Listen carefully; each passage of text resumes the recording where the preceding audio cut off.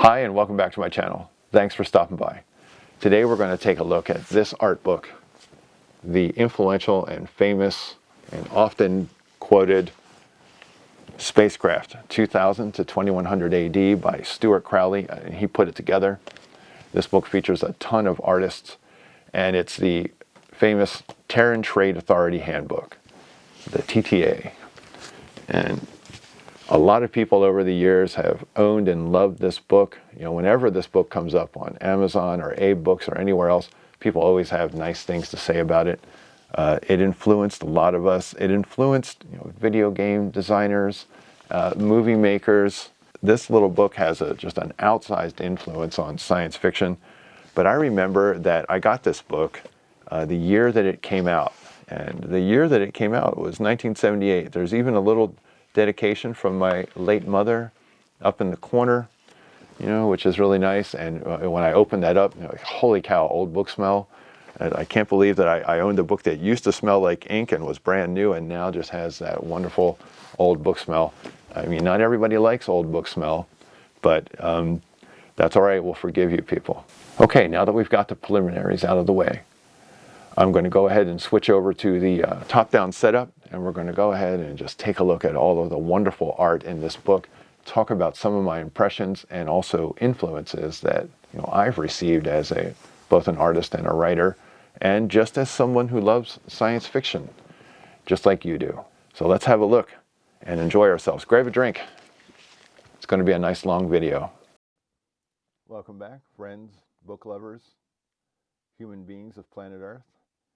Before we get started with the video, I wanted to show these wonderful stickers that I got from UVW via his site, The Book Rapport. And he sells books as The Book Rapport on the app Whatnot. And if you order a book from him, you will get a snazzy swag sticker along with the book.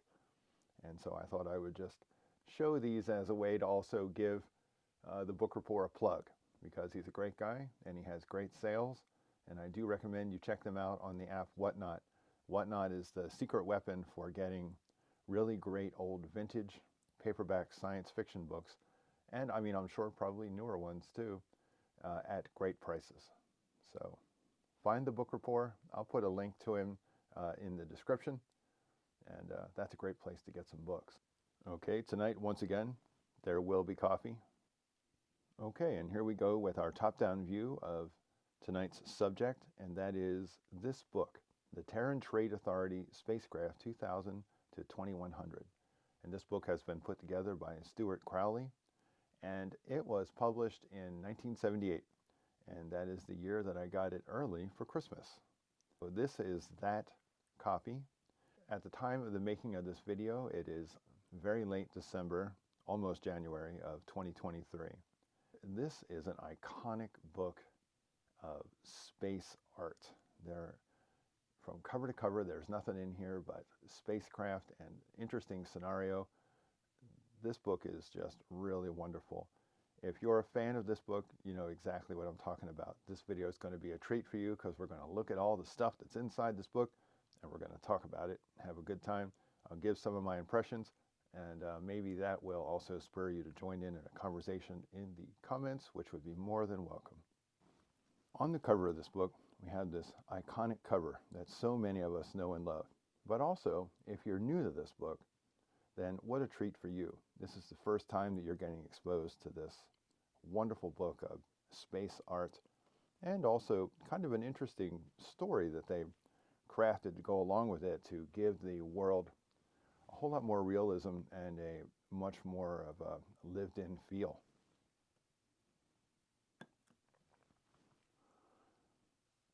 If we look on the back here,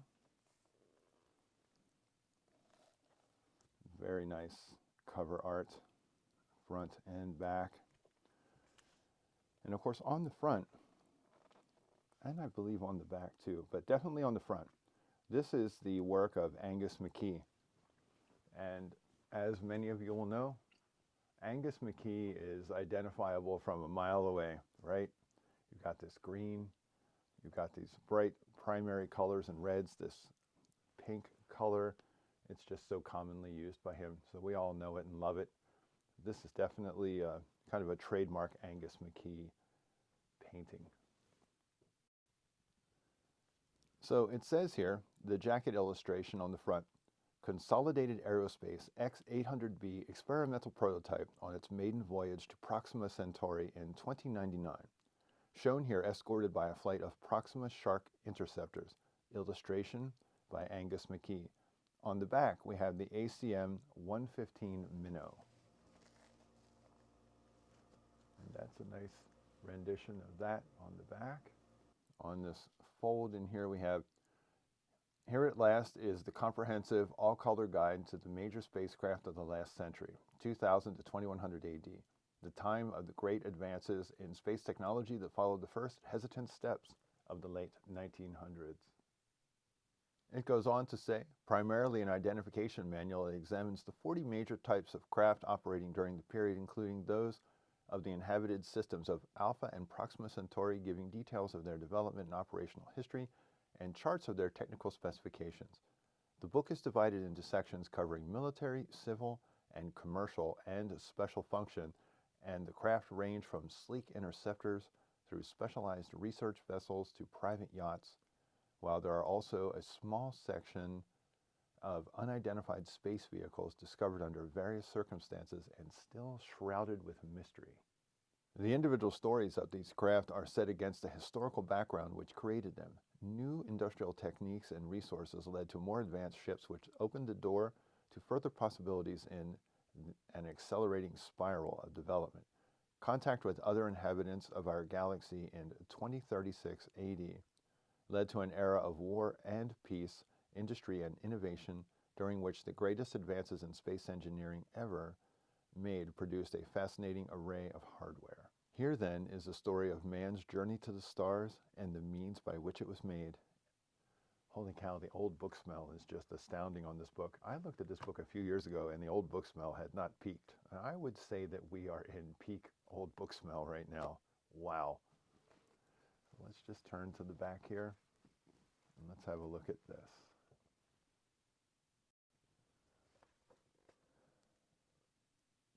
Terran Defense Authority Commander Stuart Crowley first entered the service as a flying officer with the 13th Bear Squadron of the Mars Defense Group during the Proxima Wars and gained first-hand experience of many of the ships described in Spacecraft 2000 to 2100 AD. After the war, he was posted to Earth as a liaison officer attached to the Terran Trade Authority. His interest in the history of spaceflight led to his appointment to the Public Information Office of that organization, and in that capacity he was closely involved with the preparation of both the Galactic Technology Museum at Miami Spaceport and the Mars War Museum.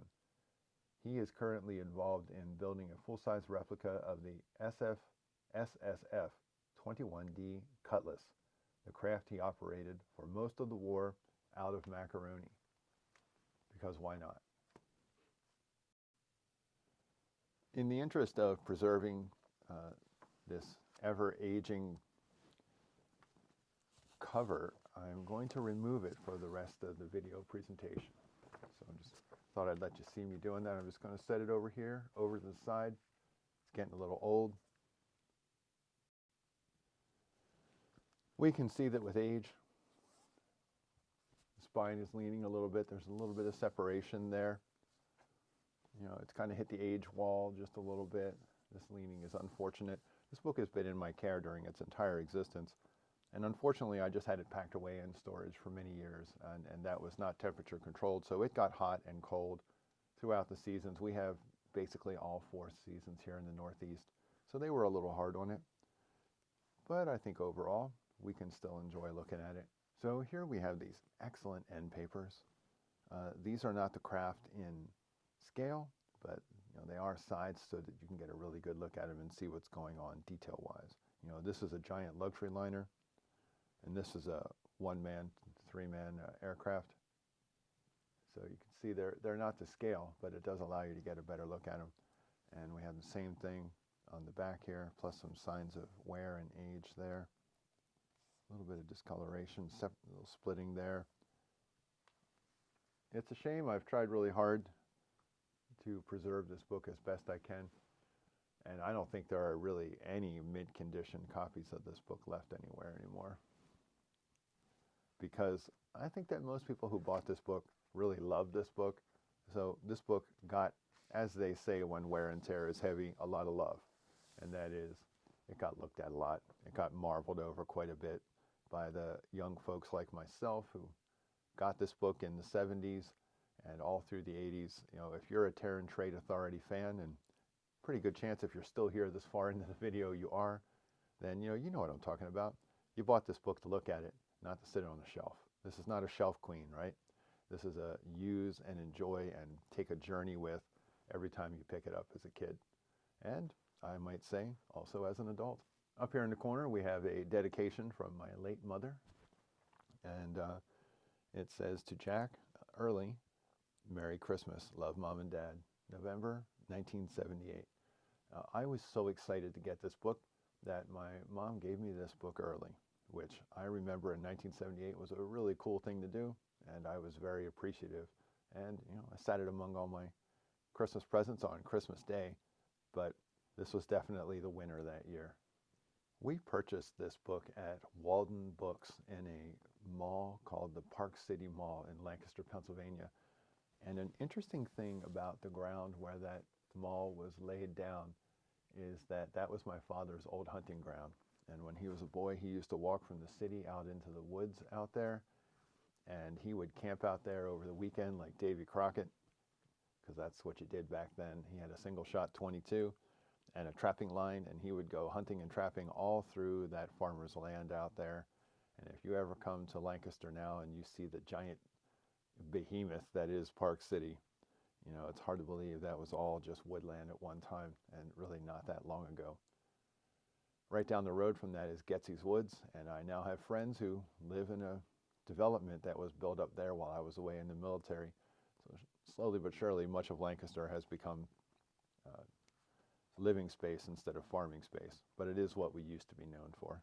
So anyway, I think Walden's might still be a bookstore chain, I'm not sure, but it is the place where I bought the first books that I ever loved as a kid. I remember going to Walden Books quite often at Park City when I was a kid and just loving all the cool stuff they had in there. And I remember the day that this book turned up on the shelves there. My dad was with me. I think my mom might have been too. And they saw me looking at this book and they knew, they just took one look and they were like, okay, well, clearly this book was made just for you and every kid just like you. We had Star Wars fever. It was 1978. In 1977, that Star Wars mania had been set. But the interesting thing about this is that this just took it in a whole new direction. My first impression of this was that there was a world of art appreciation beyond Star Wars. And so that was also a really cool thing. There were all these artists who had established themselves, way before Star Wars was a thing. And many of them are in this book.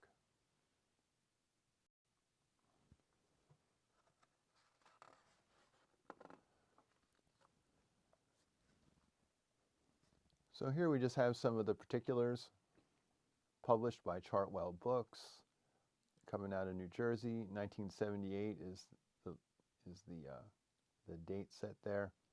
And then we have more of this interesting copy that they put in this book that really just sells the realism, from the way that on the back Stuart Crowley is a commander. He's not just the editor and the author of this book. We have the Terran Trade Authority listed here, as well as the publishing data. So we have the real and the created kind of faux world that they put together for this, all on one page. So it's really, really, I would say, immersive. This book did the best that it could do with this kind of technology to make itself an immersive experience. It says here, the TTA, formerly the World Trade Authority, was founded in 1999 AD as a subsidiary of the World Council, charged with the task of administering all international trade. 4 years later, the Commercial Technology Division of the World Community Research Council was absorbed into the WTA structure, including the fabrication yards of the Space Research Center. And you can't miss that spelling of center. I'm sure my mom loved that. She grew up right outside of London, so she likes that British misspelling of the word center there. So it says here, following the trade agreement with Alpha Centauri, the name was changed to the Terran Trade Authority, and its responsibility was extended to cover interstellar commerce. To meet the growing demand for more extensive spacecraft manufacturing facilities, the TTA undertook the construction of the Great Mars shipyards, which were completed in 2046, although ships were coming off the slips as early as 2038. And then there's just some more stuff there. So they really sell it, and it's really cool. And I just, I thought, right from the beginning, that's a really great idea. They're creating a world unapologetically from the first pages of this book. And this was not for a game or anything else. This was just for your reading enjoyment. And for your reading enjoyment and your viewing enjoyment, they wanted it to be as real an experience as possible right from page 1. If we take a quick look at the contents here, we have some things that we're already getting through, and then just lists a few interesting things here. The names of the various ships, the different things. All right, and then we have this detailed introduction and historical dates. Isn't it always fun when they put historical dates in a book? So let's see what we hoped for but didn't get. 1987, the introduction of nuclear-powered engines, ion and plasma systems. I remember 87 quite well. I don't think that happened, not publicly anyway. 1990, the foundation of the World Community Research Council. Nope, didn't get that. The North African Space Research Center, now operational. Well, that would have been really cool. That didn't happen. 1999, World Trade Authority. Nope, didn't happen. 2004, first space freighter Colonial 1 enters service. Work starts on lunar station. Yeah. Okay. So let's try and get it close. We got 2018. No, there's no lunar industry. 2027, which is not too far away, we've got warp generator perfected by Henri Devos. We'll see. You better get working, Henri. In 2096, the Starblade is introduced as the first Alpha spaceliner. I'm looking forward to that.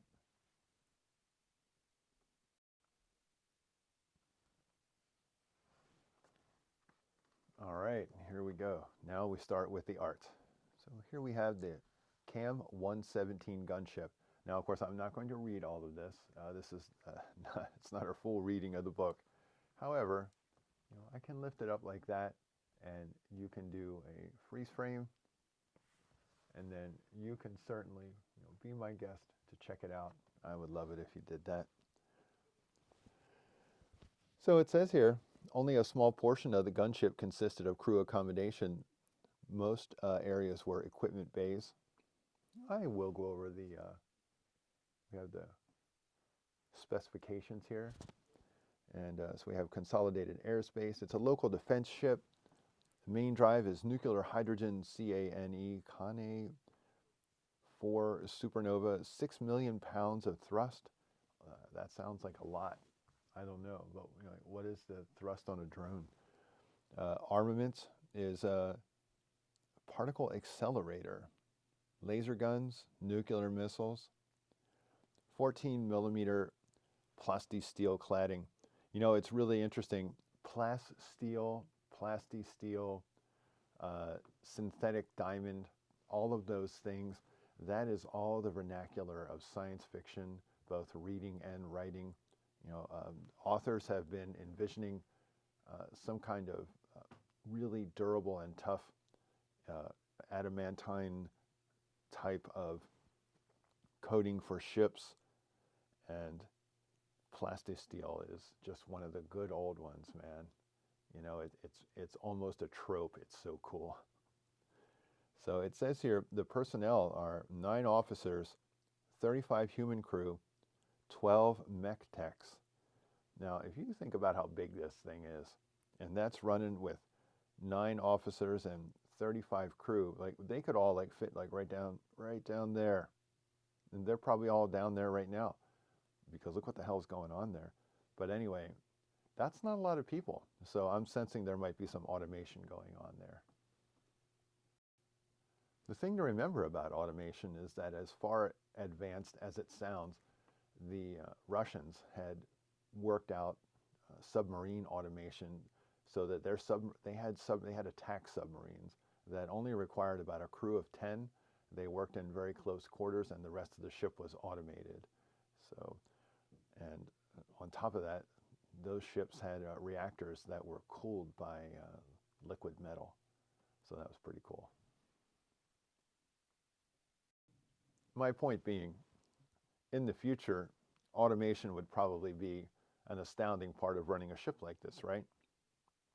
Even if you put 35 working crew on there along with officers and mechanical technicians, automation would be a big part of it, and automation is not a new thing to humanity. We've been automating ship's procedures for a long time.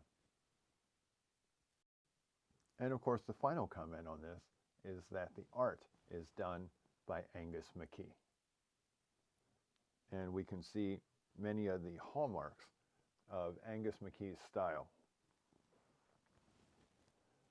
These usage of blues, these flat panel surfaces, and this use of numbers, and the way that he does numbers, using these various different shades, I guess, are hues of blue going on there.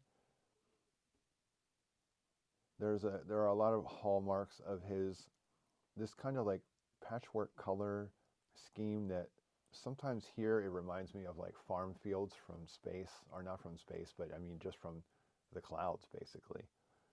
So you're going to see that repeated quite often in Angus McKee's art style, and it really is kind of a wonderful thing that he does. It's one of the traits of his work. And you might notice it most especially in the story and artwork that he did for heavy metal. The original heavy metal movie has a whole segment where they use Angus McKee art. Here we have the next work of art. It is the SSF 21D Cutlass. This work of art is by an artist named Bob Lazell. And if you recall, this is the ship that Stuart Crowley, the editor and author of the book, claims to have worked on. He wrote it himself, the commander. Rate myself in as a commander. So anyway, this ship has some fascinating markings on it. It says here, manufacturers are various. Imagine the marketing on that. Classification, local defense interceptor. The main drive is 2 Avery Sunburst high output engines for a total of 1,500,000 pounds of thrust, 1 McKinley Ion Ultra Drive. It has 3 human crew, assorted nuclear weapons, because I guess even in the future we can't get rid of them, 1 OPA-8 particle accelerator, and 2 laser lances. Laser lances. That's a bit of a tongue twister. The defense is a high-density plastisteel armor, spelled the British way, and 14 centimeters thick WCRC type MM26C defense shield, which doesn't have to be explained. It's a wonderful bit of space opera hand-waving, and I love it. I just want to mention here, while I'm doing this video, which is just a labor of love. I love this. I love talking about things like this with you guys, and I certainly hope you're enjoying it too. But anyway, on my screen popped up, because I'm just using my camera to film this, on my screen popped up that there's a Patreon video that just went up for Book Pilled. So Matt over at Book Pilled is reviewing, it looked like a Jack Vance book. Man, I just love Matt's reviews. If you've never gone to Book Pilled and checked out what Matt has to say about books, it's very clear that Matt is a very educated, erudite, intelligent, and kind young man who is definitely making a big mark in booktube and book commentary. You know, I would say that very few people do it better. I really enjoy Stephen Andrews, and I enjoy Moyd over at The Cult.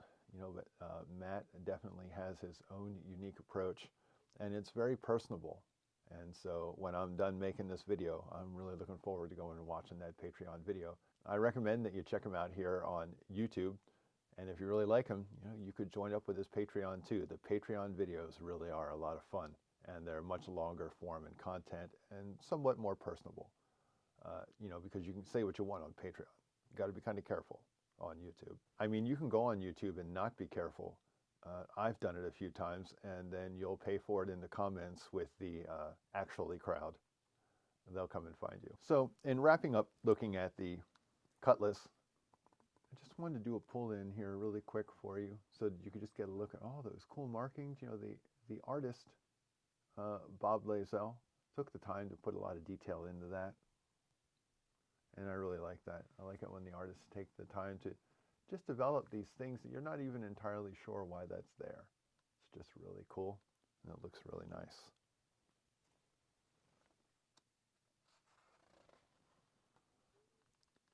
So this next one is also military Terran, and it's known as the Sentinel Major.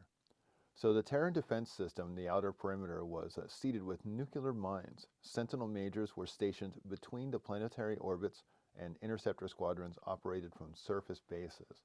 So that's what we have here over in this little map presentation.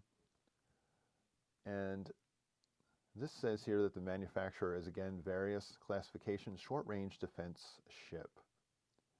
And 24 fixed vector hydrogen jets, 17,000 pounds of thrust each.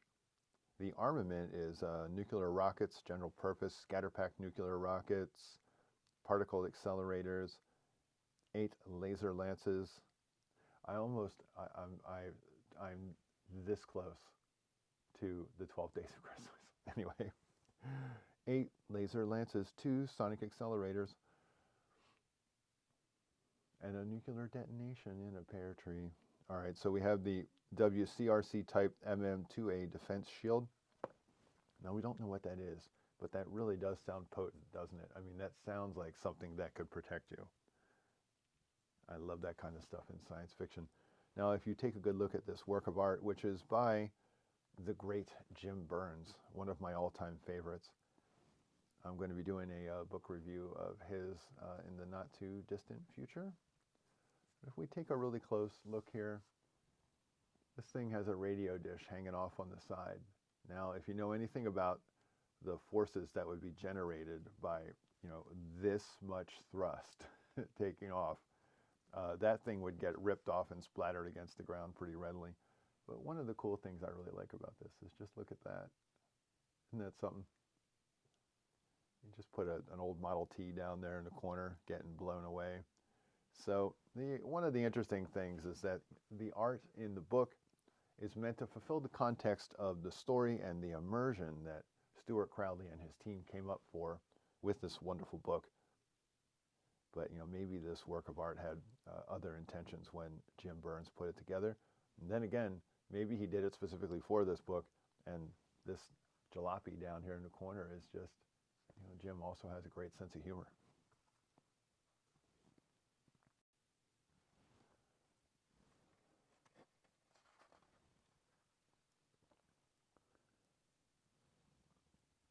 Here we have the CAM 130 Cyclops. This is also military Terran. This is a really beautiful work of art by the artist Colin Hay. We'll elevate that just a little bit to try to take up some of that glare. So what we have here is a manufacturer is Consolidated Aerospace. It's a long-range missile carrier. Nuclear chemical CACE-43 Skymaster, 850,000 pounds of thrust. It has a 4-human crew, armament, Vulcan's Hammer space-to-surface missile.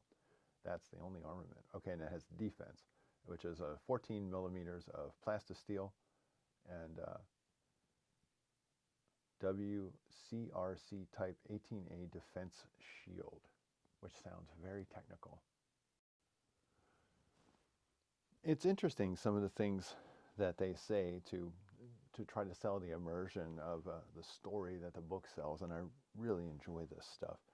It says, the combat history of this long obsolete ship was brief by any standard and was eclipsed early in the war by the increasingly sophisticated detection systems employed by both sides.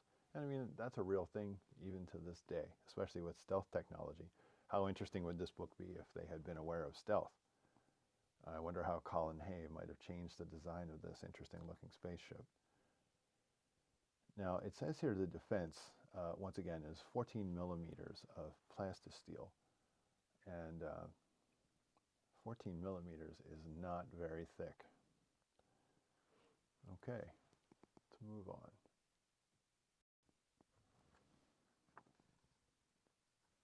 And here's another work by Angus McKee. And once again, we see Angus McKee's, I guess you would say, his style, his distinctive style. Angus McKee has a style of spaceship that is as distinctive as Frank Frazetta is in the human form. You never look at a Frazetta painting or drawing of a woman, for instance, or a man, and mistake it for anybody else. Even the people who imitate Frazetta can't do it as well as he did it. So here we have just these usual patterns, the various rectangles and squares and other forms, and the usage of these very similar colors, which, I mean, there is definitely some mixing of colors with the blues there. I mean, of course there is. He's an artist. But they also tend to somewhat look a little primary, but they're not entirely. So this is the TTA 107C Partisan, and this is also labeled as a military Terran. This ship, again, is manufactured by Various. Its classification is a long-range armed scout ship. The main drive is the DeVos Warp Generator Class 7. Consolidated Aerospace Nuclear Hydrogen Drive CA-125M, 1,250,000 pounds of thrust. It has a 2 human crew. Now, if I look at this in relation to its surroundings, this is a large craft. There are not 2 guys just jammed in there. So, again, we're talking the interesting aspects of automation, which is fascinating. If you'd ever be interested in the real world of warship automation, there's a really cool YouTube page called Sub Brief. It's 2 words. And that guy knows more about submarines than anyone I've ever seen in either fiction, writing, or anywhere else on YouTube. He's definitely the leader of the pack when it comes to his knowledge level. And of course, he worked on submarines, so he's somewhat of a submarine enthusiast. And spaceships like this often remind me of submarines when you think about how they would operate. But I mean, of course, it would also be very different. And the immersion of the story of the book continues here. It says, from about 2053, the pattern of warfare began to change. For a number of reasons, the large-scale multi-ship confrontations of the earlier period of the war could no longer be risked by any of the combatants, as losses had been severe on both sides. Gradually, fighting resolved itself into smaller-scale attacks and counterattacks. And then, of course, it goes on from there and makes for some good reading. Tonight, the coffee I'm enjoying while we talk about this wonderful science fiction art book is Corsica, and it's by a company called La Colombe, I think it's La Colombe. And anyway, they are my absolutely favorite coffee. And this glass is, in case you're curious about this glass is known as the Avensi, A-V-E-N-S-I. And it is shaped and designed to help enhance the flavor of the coffee as you enjoy it. Much like a good beer glass does the same thing, or the right wine glass. But let's get back to the spaceships.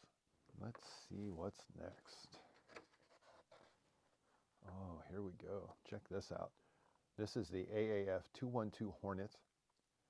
This is a work of art by Tony Roberts. And it says here the manufacturer is Avery Aeronautics. And this is a long-range interceptor. Let's make sure we got this whole thing in frame here. The main drive is a DeVos Warp Generator Class 7. Avery Javelin nuclear hydrogen drive, 21 million pounds of thrust. So I would assume we're talking about a fast ship. It has a 2 human crew, and it's 4 hard beam laser lances and assorted nuclear weapons.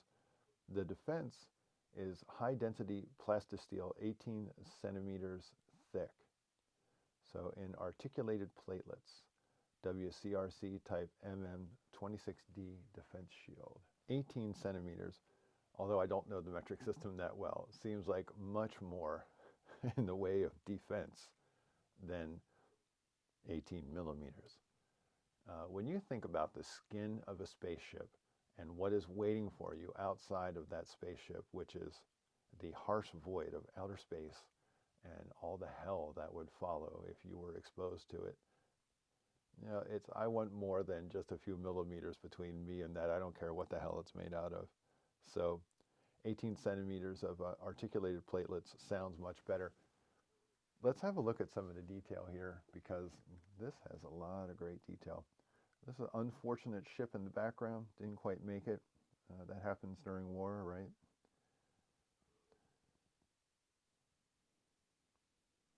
You can see that artist Tony Roberts kind of thought through the markings and the design here. When I see design features like these lights down here, I think of layers upon layers of ship structure going on in there, and that would mean also multiple levels that people and technical robots and other things could occupy.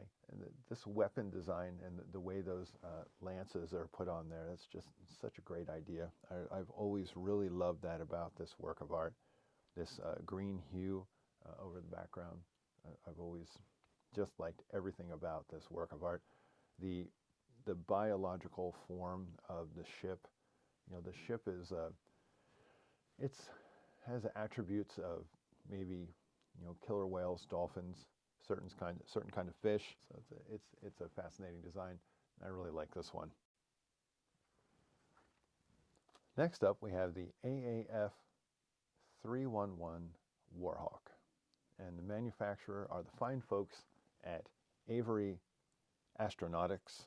The classification is a general support ship. The main drive is 2 liquid fuel rockets, 350,000 pounds of thrust, 2 vertically mounted Avery jet turbines, 4 human crew, armament is various, 5 centimeters of plastisteel armor. And here we have a cross section through the wing section showing the vertical thrust unit that would enable this to hold like that. So the people who did the write-up, maybe they didn't take too close a look, but this is a city ship. There's just no two ways about it. So we can enjoy it for the context of the story, and we can see it as a ship that maybe 2 people would operate. But if you just want to look at this purely as a work of art, this is a floating city, and boy, is it well done. And you can see in there, and the ship has some interiority, which I love it when people design ships and give them interiors that you can see into like that. And this was something that was really cool in Star Wars and all the preliminary art for Star Wars. But this was something that artists were doing at this time. And this is just so cool. Okay, so that wraps up the Warhawk by the hardworking folks at Avery Astronautics. And here we have another military Terran ship. It is known as the Skybase. Here's an early model MR3 mechanized technician, or mech tech as they call it in the vernacular of science fiction. And here we have once again an interior space. This is a work done by Colin Hay, by the way. I just wanted to make sure that I credit, this was Angus McKee. And this is interesting because if you look here in this turn back, what I'm showing here is Angus McKee's typical interlocking faceted squares and rectangles that look like, you know, a farm field from high up, but a completely different color scheme. So this is a much more subtle use of color by McKee than in many of his other works that you might see, like in heavy metal, for instance. And then when you turn over here, we have Colin Hay. And it says here the specification is this, is that it's produced by every major manufacturer to government specifications. So this is just kind of a lonely outpost floating in the aether of space. There's no drive. Its secondary drive is pattern correction jets. It has a variable complement of mech-tech units. Auxiliary craft are drone maintenance tractors. Defense is the WCRC Type 9D meteorite deflector shield. I'd be interested to know how that works. All right.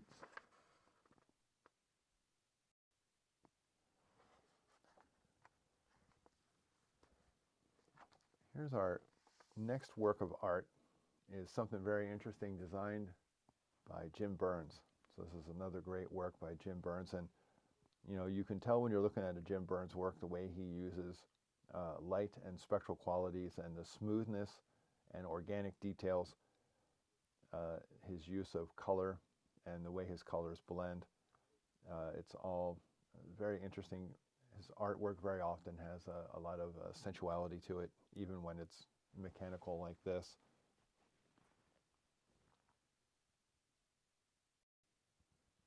This is a great angle of attack, you know, being shown here by these various ships and different things that are going on here. Interesting background. You know, the background is almost, you know, the opposite of futuristic. And I love those kind of juxtapositions within artwork like this. So this is the military Alphen. So this is Alpha Centauri, I would assume. And this is the ACM-113 Fat Boy. And despite its name, the ACM-113, as it was officially titled, was a formidable craft and remained one of Alpha Centauri's standard interceptors throughout the war. So the defense shield generator was mounted in the upper hull of later models of the ACM-113. So they're taking this bit of the art and they're turning that into a defense generator. That's a great idea. The classification is a short-range defense ship, nuclear hydrogen drive, thrust potential unknown. 6 crew. Armament is various, but usually laser guns, assorted rocket launchers. Defense, energy absorbent field generators, layered plastisteel, and honeycomb armor. Here we have the ACM-115 Minnow, military, also Alphen, and you'll remember this from the back cover. And this is by Colin Hay, also the artist. And the nationality again is Alpha Centauri. This is a long-range interceptor scout ship, nuclear hydrogen propulsion, the output not known, 2 crew, various laser guns as the armament. The defense is synthetic steel, later variant also equipped with defense shields. So of course here we have them in action. Great use of color.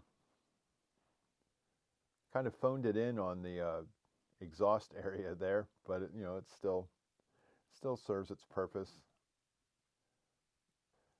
The background in this image has always fascinated me. I've often wondered about what's going on there.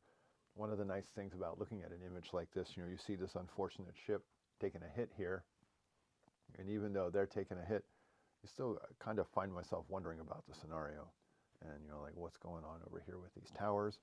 And it says here, the long history of antagonism between the 2 Centauri systems had led the Alpha worlds to develop a highly effective and integrated military system. Each warship fulfilled a specific function in relation to the others, and although individually somewhat less advanced than many of our craft, corporately they represented an extremely efficient fighting force. So that's good. They're giving the enemy some credit. It's always good to have a formidable enemy in a story.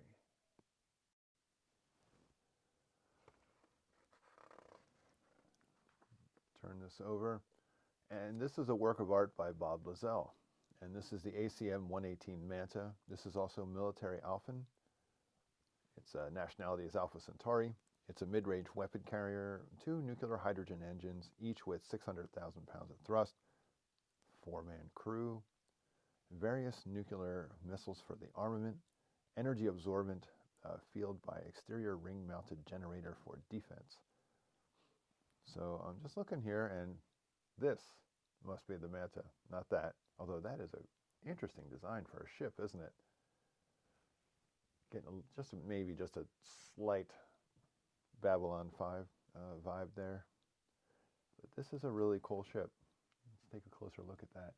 You got a little bit of insignia and a lot of damage happening.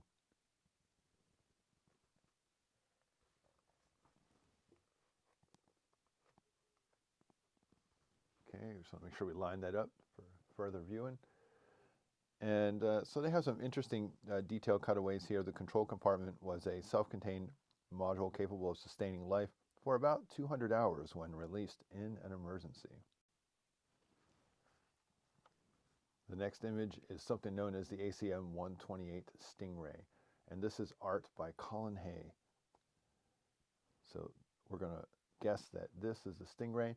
Kind of funny, from the underside, looks just a little bit like the Saab Draken from the 60s fighter, Scandinavian fighter.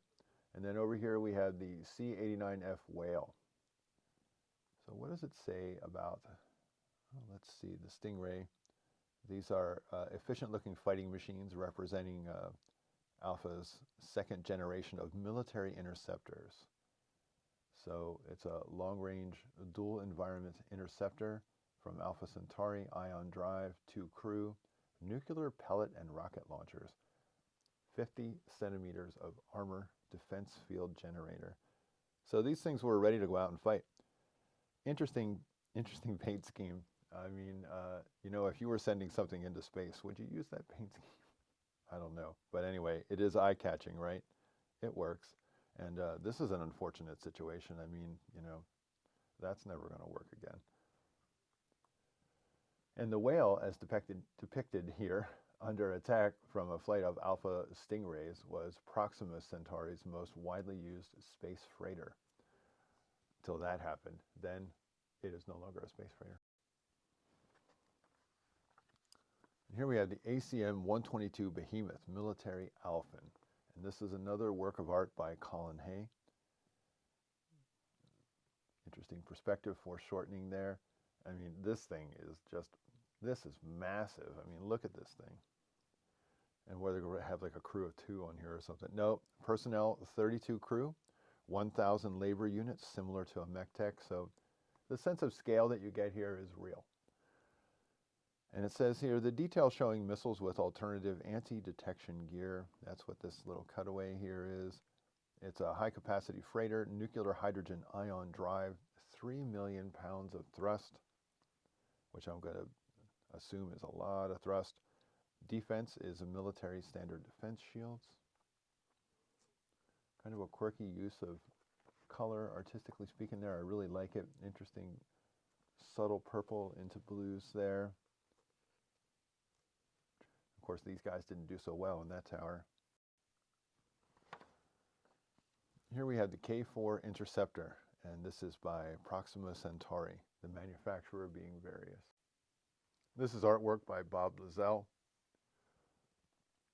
Great use of the color red back there, huh? Yeah, it's pretty stark. And nice muted tones, though. It's hard to say. It could have been brighter in the original. Sometimes the transfer process changes things like that. Kind of got a glow around the ship there.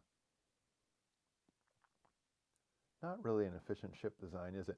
It is fascinating to me about the art that they choose for books like this. There's probably a lot of art available, but you know, you always have budgets and considerations when you're choosing art like this, plus, you know, agreements with the artist themselves, I would imagine.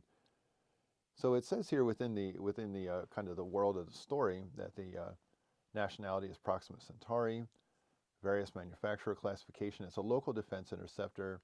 The main drive is a liquid hydrogen nuclear thrust potential, 1 million pounds. I mean, that is just like take a bunch of technical words and put them in a bowl and then stir, and you get that.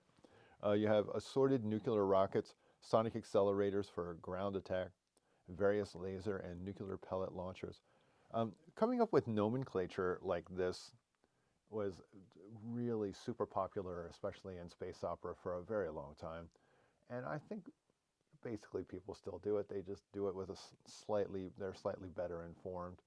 But it is one of the really fun aspects of all of this. And although I might sound like I'm making fun, I'm not. I'm loving it, is what I'm doing. And next we have, dun dun dun, the K13 Shark, military proxen. A wonderful work of art. Angus McKee. You can see here we have the very familiar Angus McKee use of the color blue into purple. And this wonderful star field. He just absolutely nailed this star field. You have these nice f-stop effects on the stars and on the exhaust of the ship known as the Shark. There's even like a little eye on there. And of course, it's got the fin for whatever reason you'd put that on a spaceship. And the nationality is Proxima Centauri. Classification, mid-range interceptor. Nuclear hydrogen plasma drive. Precise thrust is unknown. There are 3 crew jammed in there. 2 laser guns, 1 nuclear pellet gun. Plastisteel is 7 centimeters thick. So guys, don't take a hit when you're flying this thing. This extraordinary warship came as a complete surprise to the Alpha Centaurian and Terran military authorities and demonstrated that Proxima technology had reached an unexpectedly advanced level. Technological surprise, they call that nowadays, right? There it is. Anyway, if you look at this even as just a work of art,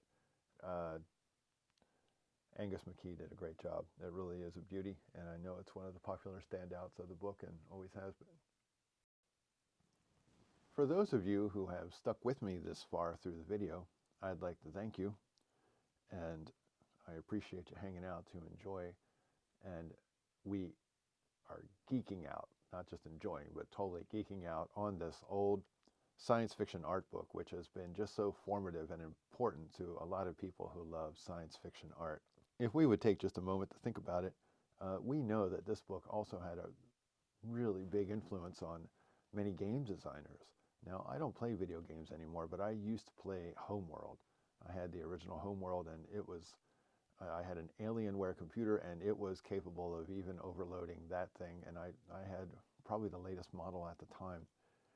So that was a great game, and I know they gave a tip of the hat eventually to Colin Hay and Angus McKee and others who had designed so many interesting ship designs, as well as Chris Foss, of course. And this book was just seminal, and I think in a lot of people becoming very interested in what we would call science fiction space art and different things like that. If you stayed through the review to this far, thanks a lot. I hope you have a good drink, maybe something to eat, and you're just kicking back and enjoying looking at this artwork. And so I thought I would take a moment just to say my thanks while this really great picture of this is up on the screen. And now let's move on.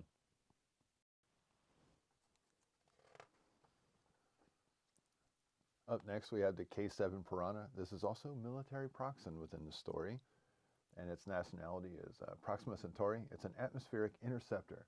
Nuclear hydrogen, 6,000 pounds of thrust, 1 crew, 1 laser gun, particle accelerator or nuclear pellet gun, 7 millimeter plastic armor. So 7 millimeters of plastic armor. And I would say don't get hit by so much as a stone. You're going to wind up like this poor guy right here. The smallest combat craft of the Proxima Wars was, without doubt, the one-man atmospheric fighter dubbed the Piranha. Fast and highly maneuverable, and that's how the British spell maneuverable, sorry to say. It proved an extremely difficult target, the only compensation being that it carried very limited armament. Crew of 1. This is basically a flying death trap. This thing is like a Sopwith camel, for God's sakes. But I guess being fast would really help, right? I hope. This painting is done by Tony Roberts. And the next one is the Tarantula, early model. So this is the late model lacking defensive armor. I see. Here we have it. And this is a really great concept for a work of art. You have the trapdoor that lifts up on its own jets, and then this craft emerges. And it is a Proxima Centaurian limited range defense craft compressed atmosphere jets fed by central nuclear pressurization units similar to TTA model PA-12. Conventional chemical thrust units in variable mountings. 6 crew on the early models. Later models adapted to remote control. 4 conventional SAPO field generators. The secondary armament is something called 4 sonic wave accelerator beams.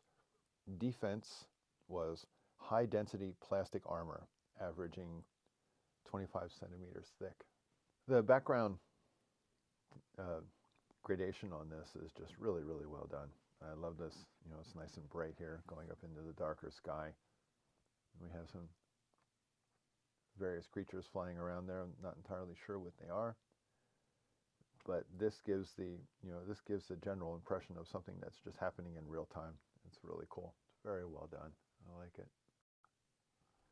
And here we have the Morel, military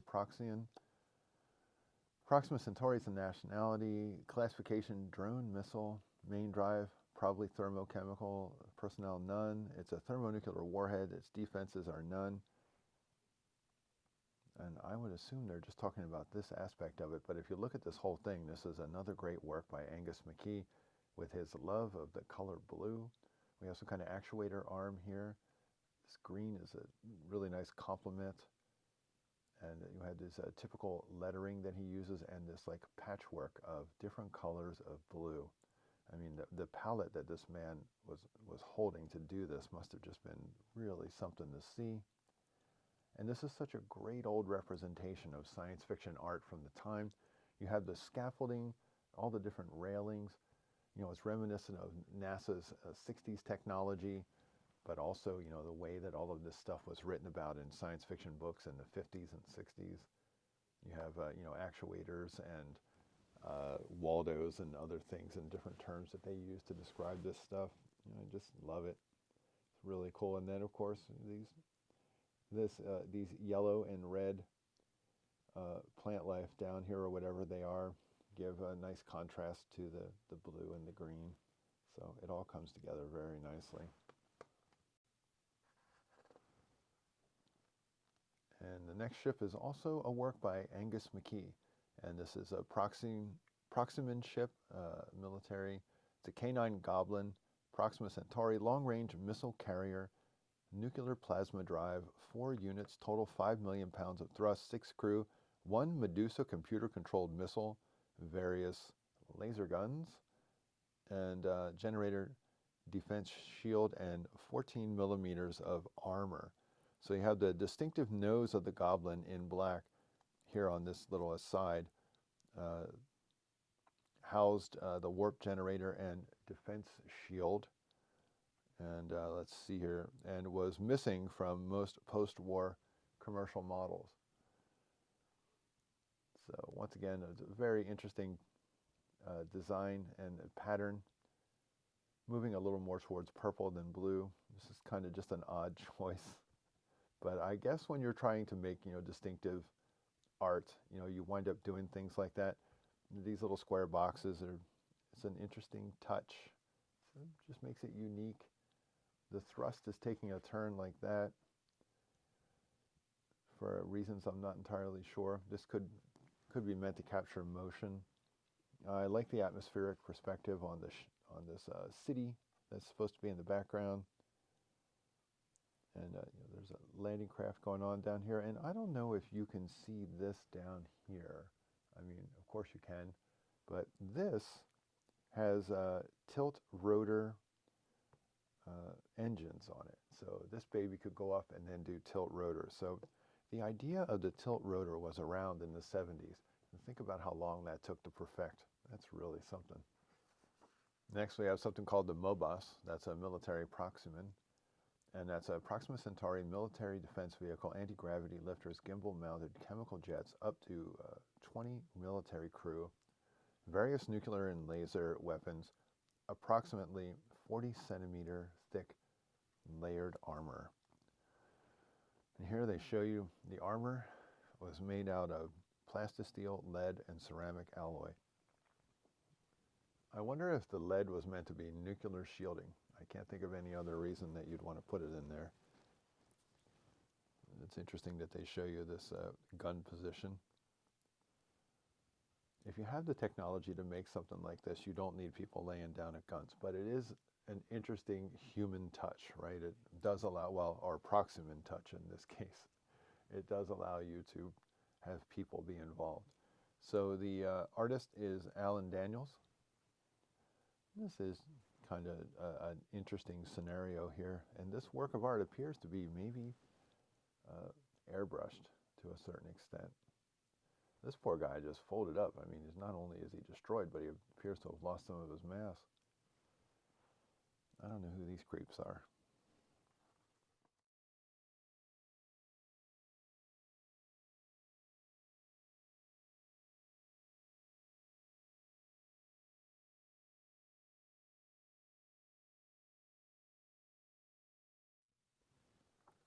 On this next one, we have the MRT-114 Mule, Civil and Commercial Terran. So again, these folks at Avery Astronautics are presenting us with a tug of some kind. It's a multi-role tug, nuclear and liquid fuel.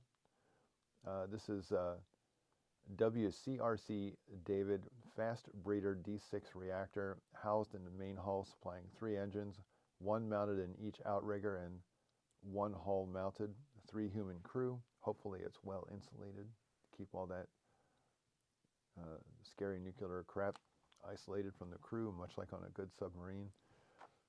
This is work by Colin Hay, and this, is very, very typical of his design aesthetic and use of color. These interesting, almost like lighthouse approach to color and design. It's very interesting. Always enjoyed his stuff. And this has a stupendous background. I'm almost thinking that this is supposed to be maybe a planetary system in the background. Very nice. Next we have the Martian Queen. Once again, civil, commercial, and Terran. Avery Astronautics, licensed by the Transgalactic Space Lines. That is a sweet looking ship, isn't it? I mean, you got these outrigging engines out here in this central thrust. The classification of this ship is Spaceliner. Its main drive is 3 Avery Meteor directional thrust engines, each with 350,000 pounds of thrust, and WCRC Bowman Fast Breeder Reactor Mark 1C. And 2 Avery Harmony solid fuel, each 80,000 pounds of thrust for the auxiliary drive. So that must be, these guys must be considered auxiliary drive. Here's a side view of the prototype. Lots of room for hanging out in there. And the artist is Bob Lizell.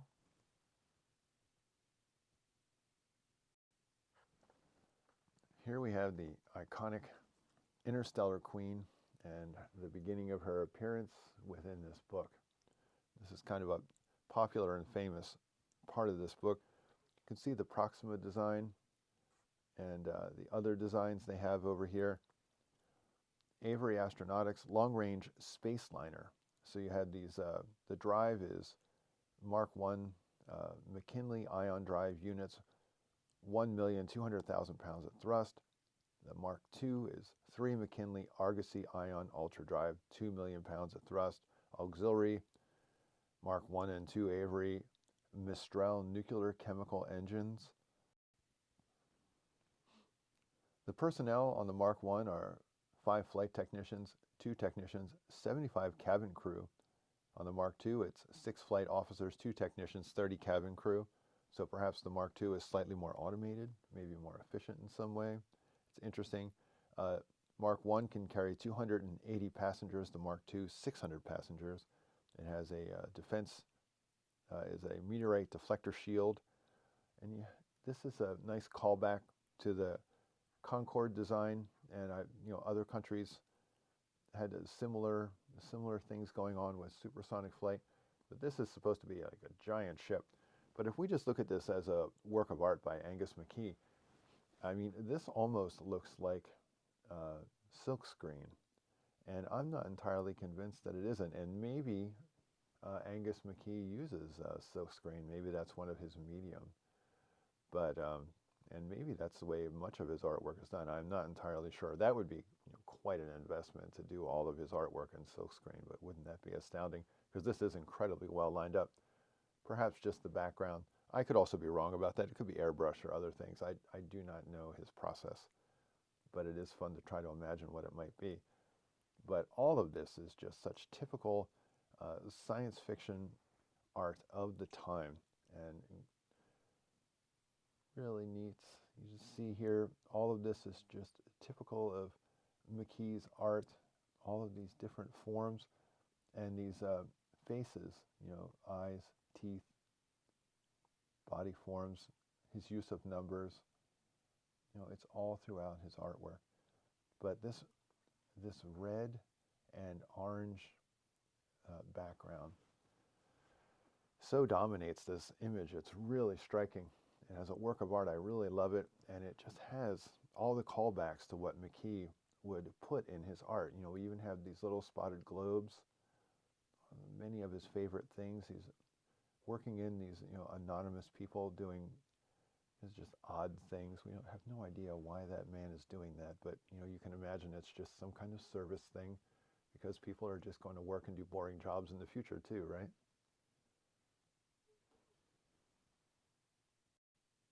One of the interesting things about this work of art to me is that it really does have a strong sense of scenario. These guys are technical people taking care of what would appear to be a landing field of some kind, or maybe we're supposed to assume that. You could certainly assume other things if you wanted to. And, we have people disembarking over here, getting on some kind of other transport to go somewhere else maybe. The sky is not too crowded. This is just such an interesting design for a building, and all of these basic biological forms for the buildings. I just really like Angus McKee's work. It's really neat. And as we continue, we get a look at the back end of the Queen, the interstellar Queen. We see this massive engine array. And here's another great work by Angus McKee. And hopefully I see, from what I see looking from the top-down view here, it's coming through. And that would be this glorious use of the color purple throughout here, like the deep purple of space. It's incredibly well done here. We got this sparkling kind of f-stop derived imagery of the light of the stars coming at us. This is a nice touch. And I almost want to get out a color wheel to, because it's been so long and I really don't know anymore. I know I've got a color wheel around here somewhere, because the use of color in this is really, really well done. And it's a really great use overall of cool hues and tones, and and opposed with the warmth of yellow, and the way that that's put in there. I don't have a very complex artistic vocabulary, but I just understand the basics of color theory. Purple and yellow basically are across from each other on a color wheel. They have that complementary status. And it's just kind of interesting that way, the way that he brought all that together.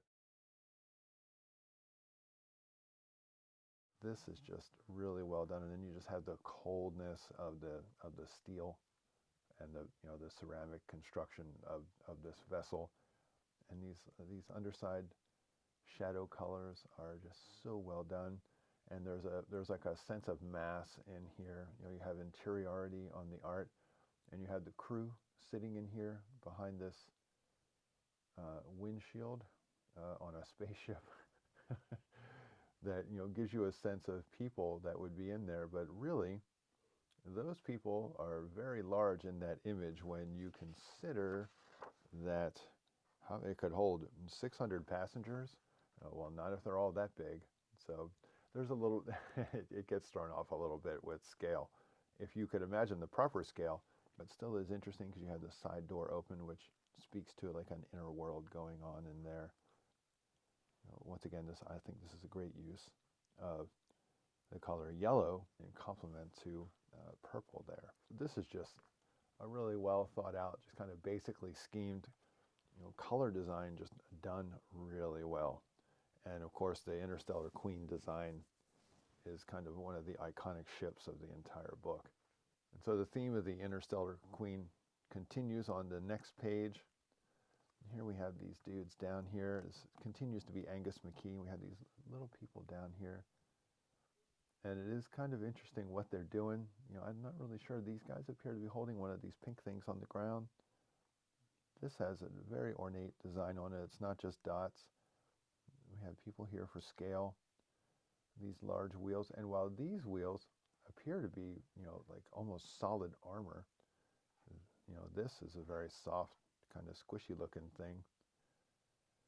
And I'm not entirely sure what's going on there, but there is a reminiscent design. There's generators back here, and of course, the usage of this number.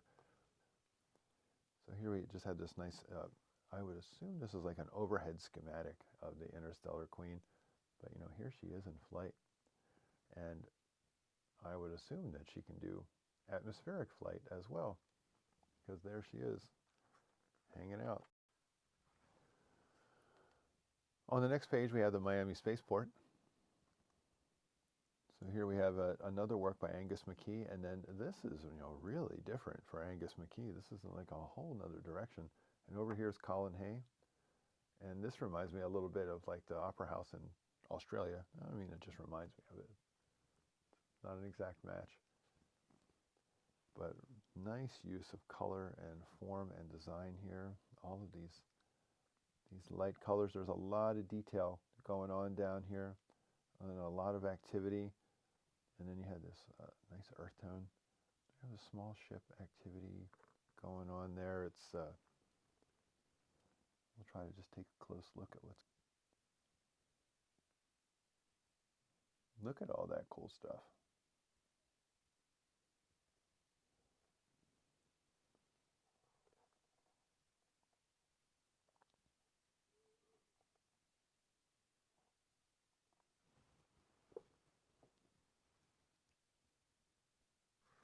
And on our next page, we have the Nomad Industrial Complex. So over here, this would appear to be maybe a side view of the cover, or something like the cover, right? Similar, maybe not the same, but by Jim Burns. So this art is credited to Jim Burns, and that's interesting because, I mean, if that, of course, that could be Jim Burns. I think that is Jim Burns. I mean, this has the airbrushed and flowing sensuality of Jim Burns' approach to art. And this just looks more like Angus McKee. And I'm pretty sure, if I had to bet a paycheck, I would say that this is Angus McKee. And it just has so many of the hallmarks of his work. So we'll go with that. I've always loved how he just would work in, the color red like this. There, a lot of his art, the mixture of the forms and the shapes that were often faces kind of concealed within those forms. So that was always interesting. One of the things I've always liked about this is that they had this insignia on here. It's just really, it's just a nice touch. This guy's coming out this door here and moving towards us. There's a lot of play on that line to go yet. I don't know if I'd want to get that far away from a fast-moving ship. It says here the manufacturer is Consolidated Aerospace Hulls, Mobile Industrial Complex, 4 McKinley Gargantua ion drives, each 3 million pounds of thrust, 8 McKinley ion ultra drive units, personnel is various, defense, WCRC Type X8 industrial shielding system. And thank goodness for it too. On the next one here, we have the Skymaster, Badger Engineering under license from Consolidated Aerospace, private cruiser, Avery Star Drive, PNH 7, 130,000 pounds of thrust. McKinley Mega Cruise Ion Drive, 750,000 pounds of thrust. 2 to 12 humans can fit inside this with the, we see from the side view here, 2 to 12 humans. TTA Civil AM 6Y Defense Shield, and this is by Tony Roberts. Okay, and we are back. I ran out of room on the camera and had to make a transfer of data. And then I spent a day doing archery, so my hands might look a little rough. So here we have the next vehicle, and that is a civil commercial Terran, the Avery Frost Orion. Space racing became popular towards the end of the century once the economy had recovered sufficiently from the war effort for private ownership of spacecraft to be possible. Now there's a great idea, isn't it? Imagine that world.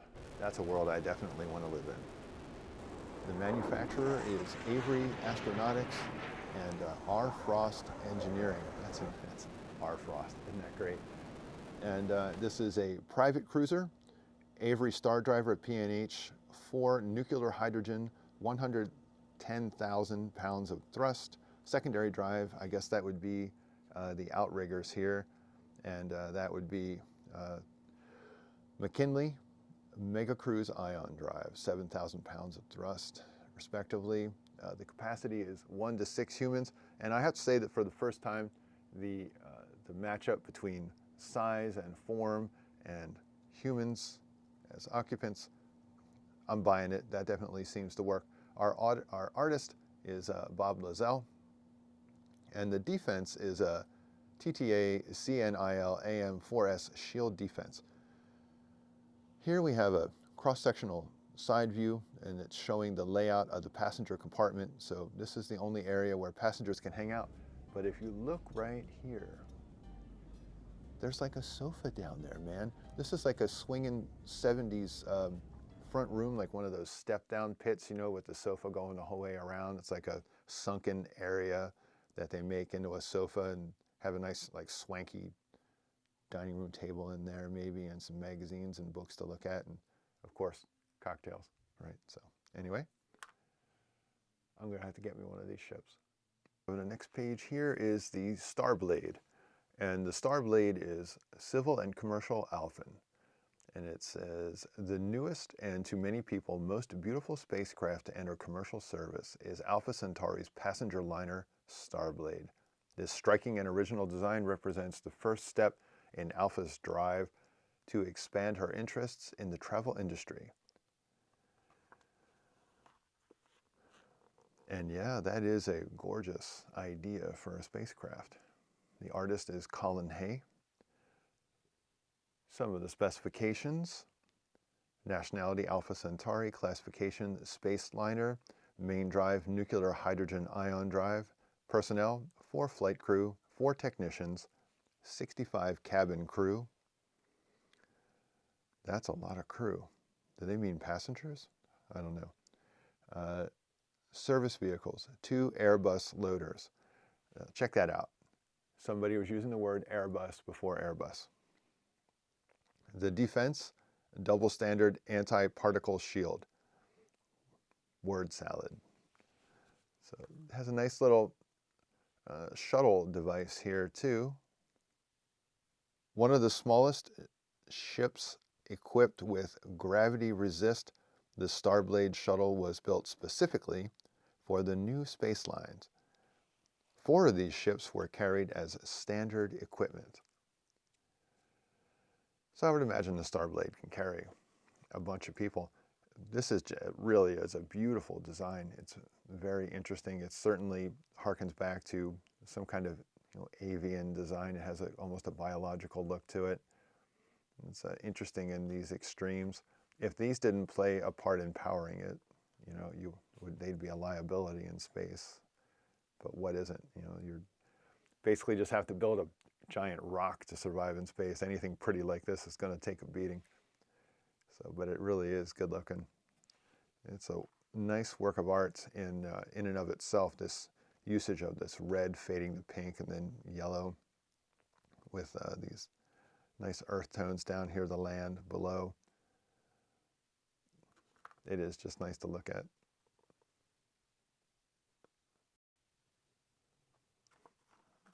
And let's see here, on the next page, we have a civil commercial Alphin, the AC-3 Stag Beetle. When the Proxima Wars ended in 2063, there was a shortage of many materials, particularly fissionable elements such as uranium and its derivatives, and those rarer elements for which no synthetic substitute has been found. This problem was particularly pronounced for the Alpha Centaurians, whose indigenous material resources were usually poor, and so it goes on. And we have this beautiful, maybe, is it a mining vehicle of some kind? Its manufacturer is a Alpha Centauri Trade Commission, nationality Alpha Centauri, classification ore extractor and processor. It makes sense. Main drive, it has none, okay. Conventional nuclear hydrogen navigational jets has a secondary drive, so maybe just thrusters. 8 Alpha Centaurian crew technicians, anti-radiation and meteorite deflector shield system. That's a beautiful work of art by Tony Roberts. Great use of color and form. We have like a stag beetle looking kind of thing there. It's always interesting when they take those biological forms and mix them into a spaceship. I love that stuff.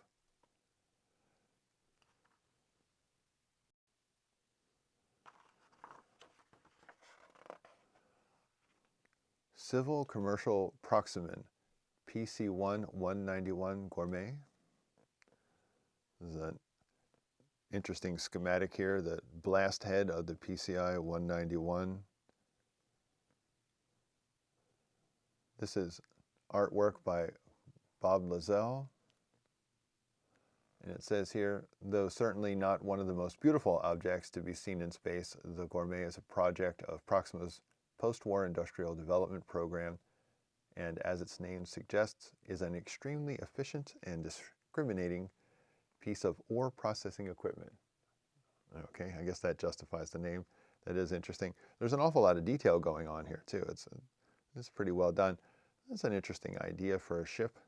Has grapplers to hold on with there. And I guess it's doing whatever else it's doing for ore processing.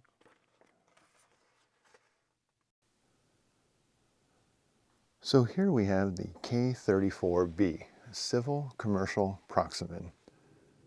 Roughly the equivalent of our own mule, the K34 is a general-purpose service vehicle which can be found operating in a wide variety of roles and situations. Its nationality is Proxima Centauri. It's a general-purpose service craft, photoelectric plasma drive, 150,000 pounds of thrust. There's no personnel, it's computer guidance, and the defense is radiation shielding.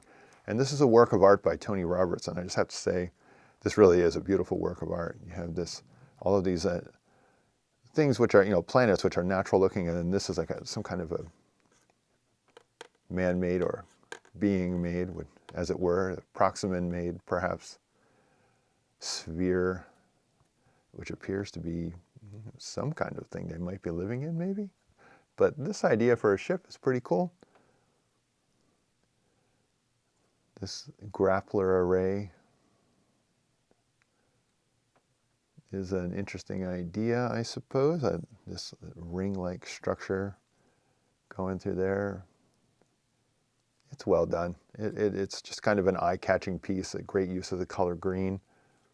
And ships that are bioforms are often interesting. This is just a nice looking picture, nice looking painting, I should say, work of art. It looks great. And next up we have the Astrolab, special function. It's not attributed to anybody. Various conversions primarily by Consolidated Aerospace, Class 2 Mobile Laboratory, McKinley Ion Ultradrive Model E, WCRC Bowman 2 reactors for the main drive, auxiliary drive, Consolidated CA6, WCRC David reactor type C4. The word salad is piling up here. Personnel, 12 flight crew, up to 180 laboratory personnel. I mean, wow, this thing is equipped. Check out this scenery. This is really cool. And this is a work of art by Angus McKee and has many of the hallmarks of his style. Its defense is a WCRC type 17F meteorite deflector shield. That is really something. That is well done. If you take a good close look at this, there's just So much detail going on there, and there's a depth and interiority to it. It's really, really something.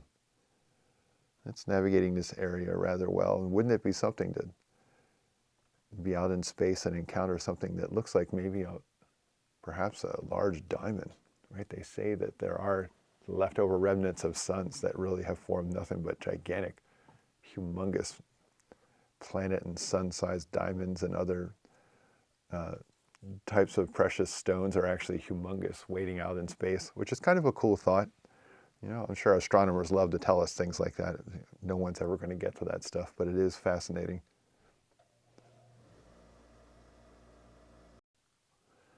And on our next page, we have the Voyager 2 Conestoga Special Function. More great work by Angus McKee. This is consolidated aerospace hulls and drive units Voyager fitted out by various contractors. Classification: Voyager colonizer ship, Conestoga super freighter. So McKinley Juggernaut ion drive with integral piles, 2 units, consolidated Nova, looks like, is that 11B, 8 million pounds of thrust. Personnel: the Voyager has a 40 flight crew, 300 mech tech and RoboServe units. Conestoga, 26 flight crew, 1,800 mech tech labor units, and just a whole bunch of other specifications there. It's really, really well thought out. The amount of depth and clarity that they give to the function and purpose of the ships is very interesting. One of the 2 largest types of true spacecraft in the known universe, the Voyager is undoubtedly also one of the most rarely seen.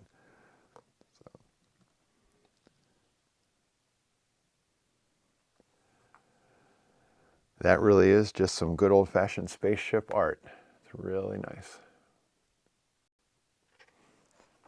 On the next page, we have the unidentified alien, and that's the first time we're seeing that. The city ships of Alpha. What a great idea. This is definitely a book cover, but I'm sorry to say I can't place the book right now. But it says, the first travelers to Alpha Centauri after the signing of the trade agreement in 2039 were scientific teams dispatched to work with their new colleagues in the exchange of knowledge, which was to be so fruitful for both parties. And it just goes on to explain that encounter. We got these dudes down here. It looks like it might be a low gravity situation. He's hopping pretty high there. Very cool idea for a vehicle there. I like that. There's a lot of depth and detail going on in all of that, and you can see just with that kind of like retro-futurism look that you have going on there is, once again, it's definitely an Angus McKee work of art. Also, that stark use of red down into orange is so cool. And he does seem to like to make land this color. So it's just almost like desert and dirt and mud color. It really works. So the book is winding down. We're getting to unidentified alien, object number 1, Barnard's star.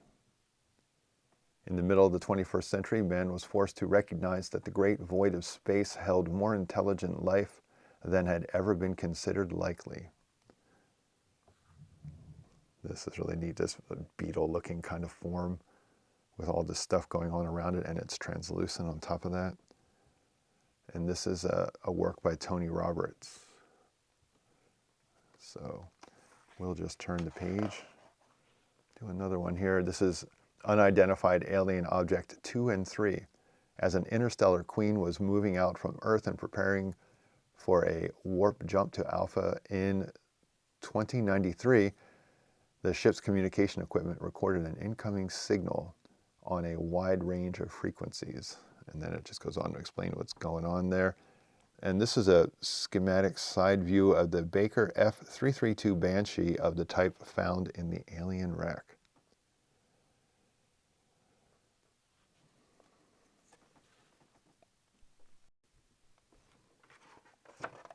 On the next page, this just continues. And just showing more work here. This is a Colin Hay work of art, and it's just fantastic. There's all kinds of interesting things going on there. I love that planet form there. It's an interesting surface design. And these like hollowed out hulks of ships that once were, I mean, that's just cool. And again, a great use of colors. Goes together so nicely.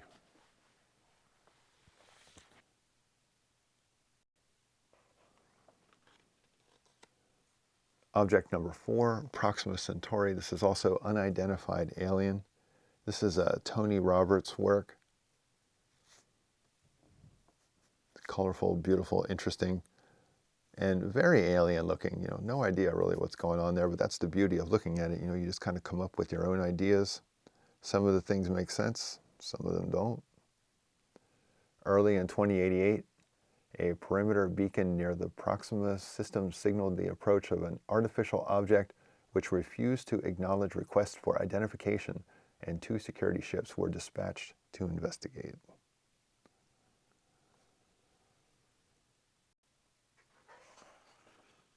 Object number 5, Sirius, unidentified alien.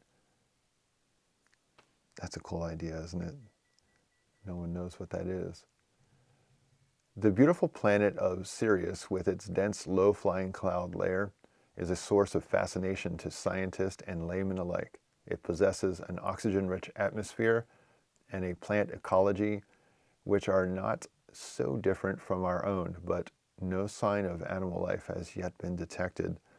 I have an interesting layout of what's going on. This would be us, and this would be them, and that would be approximately 40 light years right there, right? So, going to need a good ship to cross that distance.